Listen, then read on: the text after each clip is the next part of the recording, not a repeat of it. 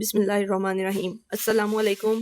Welcome to my YouTube channel. बढ़ते हैं हम क्वेश्चन नंबर 5 की तरफ। क्वेश्चन नंबर 5 थोड़ा सा टेक्निकल है, लेंथी नहीं है, बस टेक्निकल है। एक दफ़ा उसको समझने की ज़रूरत है, एक दफ़ा आपको समझ आ जाए अच्छे से तो आप इजीली सॉल्व कर सकेंगे, कोई घबराने वाली ऐसी बात नहीं है। 5 इंटू 25 की पावर है n प्लस 1 माइनस 25 इंटू 5 की वैल्यू है 5 की पावर है 2n डिवाइडेड बाय 5 इंटू 5 की जो पावर है 2n प्लस 3 है माइनस 25 n की वैल्यू पावर है n प्लस 1। अब इसको ये थोड़ा सा टेक्निकल है तो इसको हम बाय पार्ट्स ही थोड़ा सा डिवाइड करने की कोशिश करेंगे, सॉल्व करने की कोशिश करेंगे।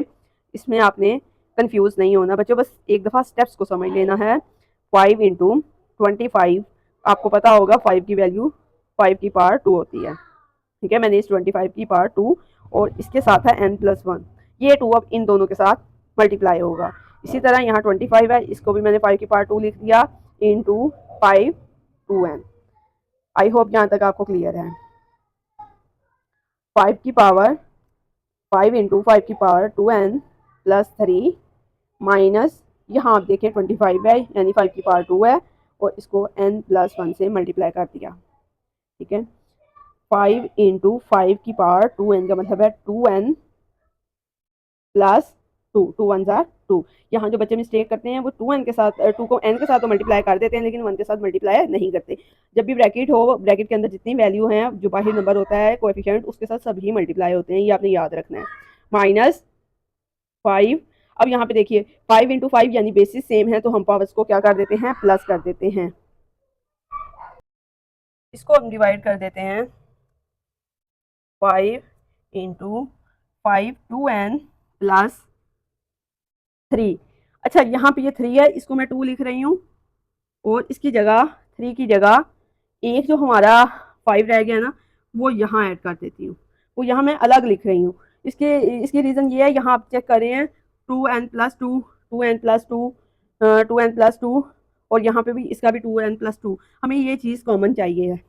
यहाँ जबकि 3 था, जैसा कि हमने पढ़ा है 5 2n प्लस 3, हमने पीछे स्टेप्स में देखा था कि जब बेसिस सेम हो तो हम इनको प्लस कर देते हैं, ठीक है। इसी तरह अगर बेसिस सेम होंगी तो आप देखेंगे 5 3 कब बना होगा, जब ये 5 एक था 2 था, यानी कि ये 1 2 3 3 5 थे और 5 2n इंटू 5 2n थे, यानी ये बेसिस सेम थी तभी तो ये प्लस हुए थे। इसलिए हमने अपना रिक्वायर्ड यहाँ तक का निकाल लिया कि 5 2n प्लस 2 अलग से निकालिए और ये 5 1 आपके पास साइड पे रह गया। और यही चीज़ मैंने यहाँ अप्लाई की है। 5 2n प्लस 2 मैंने एक लिख लिया और ये इस 3 का एक जो रह गया था 5 वो मैंने यहाँ लिख लिया। 5 के ऊपर 1 लगाएं या ना लगाएं ये मैंने आपको समझाने के लिए लगाया था, ठीक है। इसको माइनस किया 5 2n प्लस 2, ठीक है। यहाँ तक आई होप आपको क्लियर होगा कि नेक्स्ट मूव कर रही हूँ नेक्स्ट पेज की तरफ में।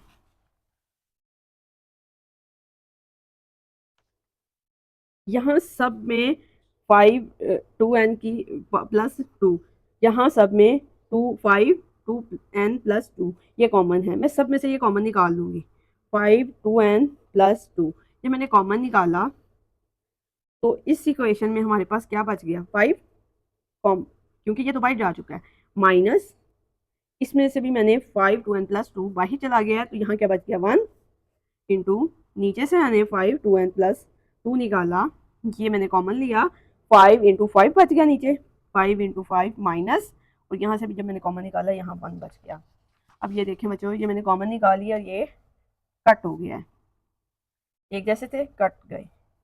5 माइनस 1 रह गया मेरे पास और 5 5 जार 25 माइनस 1 रह गया मेरे पास। 5 में से 1 माइनस करूँगी तो 4, 25 में से 1 माइनस करूँगी तो 24। अच्छा अगर मैं इनको डिवाइड करती हूँ 4 1 जार 4, 4 6 जार 24, तो मेरा ये क्वेश्चन भी सॉल्व हो गया है। इसका आंसर है 1/6। बस इसमें थोड़ी सी टेक्निकलिटी थी, जो मैंने पहले ही बताया था, ये मुश्किल नहीं था, सिर्फ एक टेक्निकल जो सिचुएशन थी उसको हैंडल करना था। नेक्स्ट बढ़ते हैं क्वेश्चन नंबर 6 की तरफ।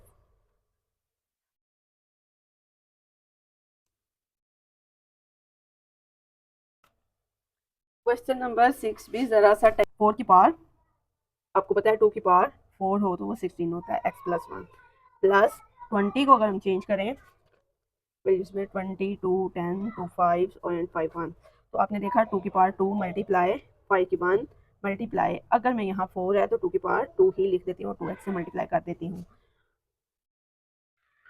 2 की पावर x माइनस 3 और यहाँ 8 की पावर 3 मल्टीप्लाई x प्लस 2। अब मैं इनको अलग अलग करूँगी ताकि मेरे पास कुछ कॉमन बाद में समझ आए क्या निकलेगा। 2 की पावर 4x इंटू 2 की पावर 4 प्लस 2 की पावर 2 मल्टीप्लाई 5 मल्टीप्लाई 2 की पावर 4x डिवाइडेड बाय 2 की पावर x इंटू 2 की पावर माइनस 3 मल्टीप्लाई 2 की पावर 3x इंटू 2 की पावर 4। ठीक हो गया बच्चों। अब मुझे यहाँ नजर आ रहा है 2 की पावर 4x 2 की पावर 4x, यहाँ भी मैं इसको और इसको अगर प्लस करूँ 2 की पावर 4x बना सकती हूँ, इसलिए मैं इनको क्या करूँगी कंबाइन कर लूँगी और यहाँ से कॉमन ले लूँगी। यहाँ से मैंने 2 की पावर 4x अगर कॉमन लिया है, यहाँ मेरे पास 2 की पावर 4 आ गया और प्लस 2 की पावर 2 आ गया इंटू 5। ठीक है गाइस, यहाँ से अगर देखा जाए 2 की पावर x प्लस 3x, ठीक है, तो ये मल्टीप्लाई हो रहे हैं इसलिए 2 की पावर 3 2 6 3 6 माइनस 3 2 की power 4x into 2 multiply 2 multiply 2 multiply 2 plus 2 की पावर 4 मल्टीप्लाई 5 और यहाँ से 2 की पावर 4x कॉमन है तो यहाँ रह गया 2 की पावर 3। ठीक है, ये अब आपने देखा ये कैंसिल हो चुके हैं और ये मेरे पास 16 प्लस 20 आ गया और नीचे मेरे पास 8 आ गया। ठीक है, 16 प्लस 20 मेरे पास बचेगा तो ये 36 है और यहाँ पे 8 है, और जब मैं इनको कट करूँगी तो ये मेरे पास आ जाएंगे 9/2। देखा बच्चों, ज़रा भी मुश्किल नहीं था, सिर्फ आपने जैसे आपको याद हो बेसिस को अगर हम सेम हो तो कंबाइन कर सकते हैं, इसी तरह बेसिस को हम अलग अलग वैल्यूज इनकी पावर्स को अलग अलग भी लिख सकते हैं, बेसिस को ओपन भी कर सकते हैं। यही वाला लॉ था जिसके थ्रू हमने ये क्वेश्चन। अब बढ़ते हैं हम क्वेश्चन नंबर 7 की तरफ। क्वेश्चन नंबर 7 है हमारा 64 की पावर है -2/3 डिवाइडेड बाय 9 -3/2। अब तो इतने मुश्किल से और टेक्निकल से क्वेश्चन कर लिए हैं तो इसके लिए ये तो बहुत ही आसान लग रहा होगा। हम क्या करते हैं, हम 64 को रिप्लेस कर लेते हैं।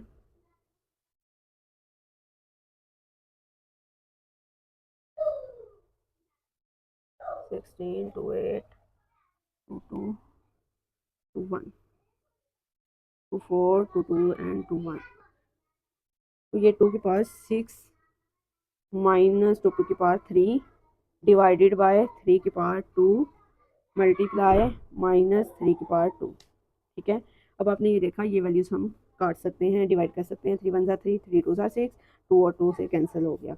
ये जितनी जल्दी कोशिश हो सके, जितनी बड़ी वैल्यूज़ को नीचे उतारने की ज़्यादा ज़रूरत नहीं है, जो जहाँ कट हो रहा है उसको जितना शॉर्ट कर सकते हैं इजीली अकॉर्डिंग टू क्वेश्चन हमने करना है। अब यहाँ ये 2 की वैल्यू रह गई थी, इसके साथ -2 है, 2 2 4 और साथ माइनस आया है और डिवाइडेड बाय 3 की वैल्यू है -3।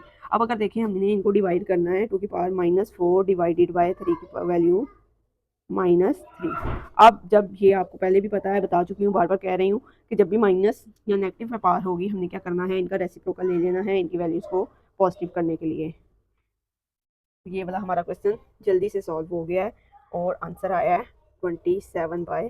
क्वेश्चन नंबर 8 स्टार्ट करने लगे हैं। क्वेश्चन नंबर 8 है हमारा 3 की पावर n मल्टीप्लाई, यहाँ से हम 3 की पावर 2 कर देते हैं, 9 है तो 3 2 9 होता है, n + 1 3n into 3 -1 multiply 3 2 n -1। ठीक है, अब तो आपको आसानी हो गई है, आपने मुश्किल वाले क्वेश्चन पहले सॉल्व कर लिए हैं और उसके मुकाबले में ये क्वेश्चन तो बहुत ही आसान है। आई होप आपको ये टेक्निकलिटीज़ को हल करना आ गया है।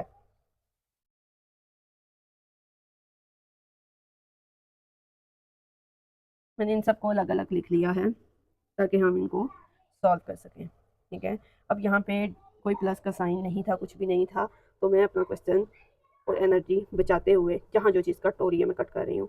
3 2n मल्टीप्लाई 3 की 2 रह गया और 3 2n मल्टीप्लाई 3 -1 इंटू -2, ये मैंने यहाँ कट कर दिया। मेरे पास था 3 की 2 इंटू 3 -3। अब आपने ये क्वेश्चन देखा, यहाँ पे ये -3 है। ये माइनस को मैंने प्लस में पॉजिटिव में चेंज करना है नेगेटिव साइन को, तो मैं इसको भी ऊपर ले जाती हूँ 3 इंटू 3, ठीक है। ये मेरे पास आ जाता है 3 इंटू 3 इंटू 3 इंटू 3 इंटू 3, और इसका आंसर है 243। बहुत ही आसान था। ये पढ़ते हैं क्वेश्चन नंबर 9 की तरफ। क्वेश्चन नंबर 9 में है